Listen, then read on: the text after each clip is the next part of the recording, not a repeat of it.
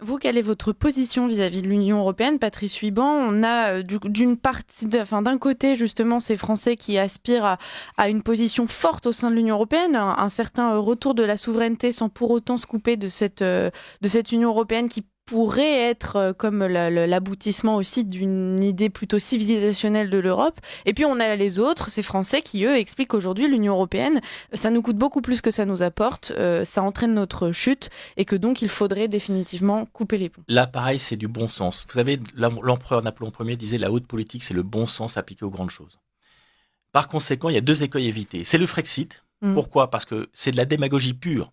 C'est de la paresse intellectuelle. De faire croire aux Français qu'en sortant de l'Union européenne et de l'euro, on va régler mécaniquement tous nos soucis, l'école, la santé, la mauvaise gestion de l'argent public, nos entreprises asphyxiées par l'excès de normes, même par rapport à la norme européenne et par l'excès de prélèvements obligatoires, c'est pas sérieux. C'est pas sérieux. Alors je dis pas que c'est pas à exclure sur le temps long. Hein, qui sait? C'est l'arme nucléaire, pourquoi pas? Mais à court terme, ce n'est pas du tout la solution. Les problèmes sont avant tout, on vient de l'évoquer, essentiellement franco-français. Mm. Et d'ailleurs, si c'était pas le cas, tous les pays de la zone euro qui sont soumis aux mêmes contraintes que nous seraient dans la même situation que nous. Sauf que la France est de loin au fond de la classe de la zone euro. Ça veut dire que nos problèmes sont avant tout franco-français.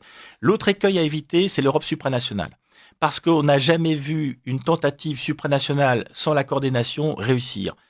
L'Union soviétique s'est effondrée, la Yougoslavie, le Liban et même les pays, on va dire, démocratiques ont du mal à faire vivre leurs différentes nations. Je prends l'exemple de la Belgique, hein, où aujourd'hui ils sont obligés de se parler entre flamands et wallons en anglais pratiquement. Hein. Mm. L'Espagne, pourtant un vieux pays, et ça a failli de la guerre civile il y a quelques années avec la Catalogne.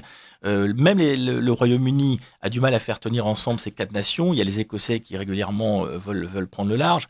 Donc ça veut dire que il y a une pérennité dans l'histoire, ce sont les peuples.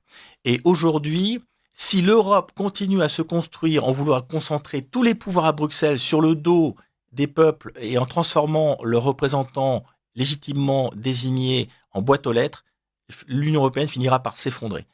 Donc